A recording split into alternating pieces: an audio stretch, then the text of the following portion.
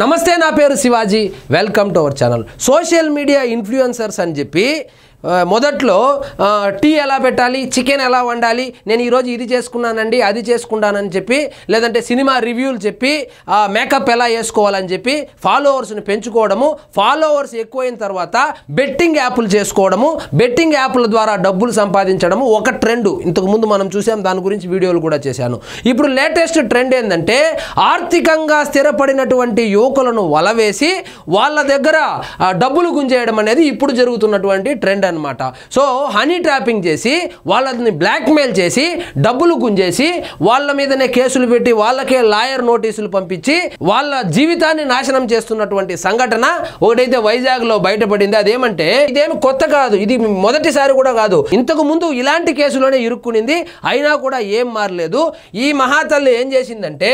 లక్ష్మీకాంత్ రెడ్డి అని చెప్పి ఒక తెలంగాణ రాష్ట్రం మహబూబ్ నగర్ జిల్లా కోయిల్కొండ మండలం అయ్యవారిపల్లికి చెందినటువంటి ఈ లక్ష్మీకాంత్ రెడ్డిని ఏం చేసిందంటే నేను నీకు రెండో భార్యగా ఉంటాను ఎవ్వరికీ తెలియకుండా మనం సహజీవనం చేద్దామని చెప్పి ట్రాప్ చేసి వైజాగ్ రప్పించుకొని ఒక రిసార్ట్లో ప్రైవేట్గా గడిపిన తర్వాత ఆయన దగ్గర నుంచి కొంత డబ్బులు తీసుకొని నాకు ఆరోగ్యం సరిలేదు ఆరోగ్యం బాగు చేసుకోవాలి అదేవిధంగా ఇల్లు కొనుక్కుంటున్నాను మా అమ్మకు ఆరోగ్యం బాగాలేదని చెప్పి మొత్తం ₹1 కోటి నాకేసింది ₹1 కోటి నాకేసిన తర్వాత ఏం చేసిందంటే ఇతని నెంబర్ బ్లాక్ చేసేసి లాయర్ దగ్గర ఫోన్ చేపించింది నువ్వు ఇంకా ఆమెకు ఫోన్ చేయొద్దు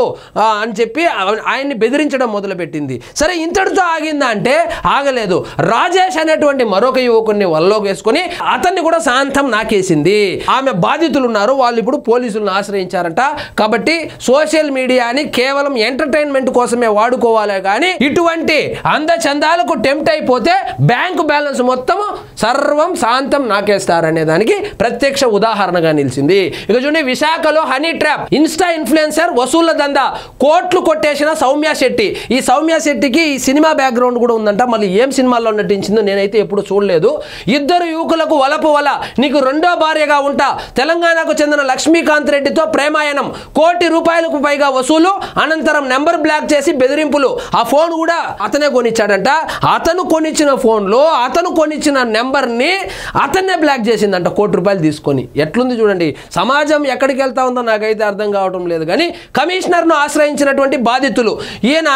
రెండో భార్యగా ఉంటాననే లోపల సీక్రెట్గా సహజీవనం చేద్దాము మందేమో తెలంగాణ ఆమెదేమో వైజాగ్ కాబట్టి ఇది సీక్రెట్గా ఉండిపోతుందని సీక్రెట్ కార్యకలాపాలు సాగించాడు ₹1 కోటి పోగొట్టుకున్నాడు గతంలోనూ సౌమ్య శెట్టి దందాలు విశాఖలో హనీ ట్రాప్ కలకలం రేపుతుంది ఇది ఒకటే కాదు చాలా రోజులుగా ఈ హనీ ట్రాప్ అనేది వైజాగ్లో జరుగుతూ ఉందని చెప్పి వీడియో కాల్స్ చేయమని చెప్పి ఆ వీడియో కాల్స్ ద్వారా కూడా బ్లాక్మెయిల్ చేస్తూ ఉన్నారని చెప్పేటువంటి వార్తలు కూడా వస్తుంది కాబట్టి దయచేసి ఈ సోషల్ మీడియాకు సంబంధించి ఇట్లాంటి వ్యవహారాలు ఏదైతే ఉన్నాయో అందులో జాగ్రత్తగా ఉండాలి లేకపోతే జీవితాలే నాశనం అయిపోతాయి విశాఖలో హనీ ట్రాప్ కలకలం రేపుతుంది సోషల్ మీడియాలో చురుకుగా ఉండే ఇన్స్టాగ్రామ్ ఇన్ఫ్లుయెన్సర్ సౌమ్య శెట్టి ప్రేమ పేరుతో యువకులకు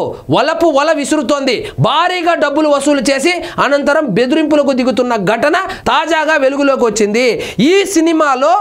ట్విస్ట్ ఏంటంటే ఈమె భర్త ఈమె తల్లి కూడా ఇందులో భాగస్వాములని తేలిందంట సో మొత్తం ఫ్యామిలీ మొత్తము ఇలా ఆర్థికంగా స్థిరపడినటువంటి యువకుల్ని కావచ్చు కకృతి పడినటువంటి ఈ అంకుల్స్ని కావచ్చు వీళ్ళను టార్గెట్గా చేసుకొని ₹1 కోట్లని కొల్లగొట్టేస్తున్నారు ఇంతటితో ఆగకుండా ఇతని నెంబర్ బ్లాక్ చేయంగానే ఇంకొకరిని పట్టుకున్నారు వాని పేరు ఏంటంటే రాజేష్ అనే యువకుడిని వలలో వేసుకుంది అతన్ని ప్రేమ పేరుతో నమ్మించి ₹లక్షల నాకేసింది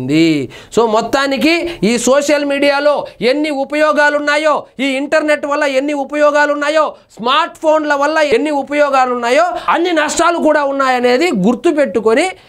ఎంతవరకు వాడుకోవాలో అంతవరకు వాడుకోండి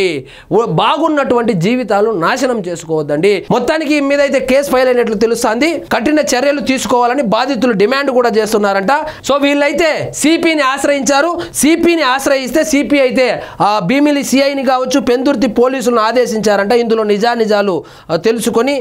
కఠినంగా శిక్షించమని ఫ్రెండ్ ఇంట్లో 70 తులాల గోల్డ్ చైన్ చోరీ చేసిందంట ఇంతకు ముందు ఇదే కాదు 70 తులాల చైన్ కూడా చోరీ చేసిందంట ఈ తరహా మోసాల పట్ల యువత అప్రమత్తంగా ఉండాలని పోలీసులు కూడా చెప్తా ఉన్నారు. సో మేము కూడా ఈ ఛానల్ తరపున చెప్తా ఉండేది ఏంటంటే ఇలాంటి వాళ్ళతో జాగ్రత్తగా ఉండండి. సోషల్ మీడియాని ఎంతవరకు వాడుకోవాలో అంతవరకే వాడుకోండి. ఇలాంటి ట్రాప్లో పడకండి. సో ఇదండి ఈరోజు మన టాపిక్. మీకు ఈ వీడియో నచ్చినట్లయితే లైక్ చేయండి, షేర్ చేయండి, ఛానల్ మాత్రం సబ్స్క్రైబ్ చేసుకోవడం మర్చిపోవద్దు.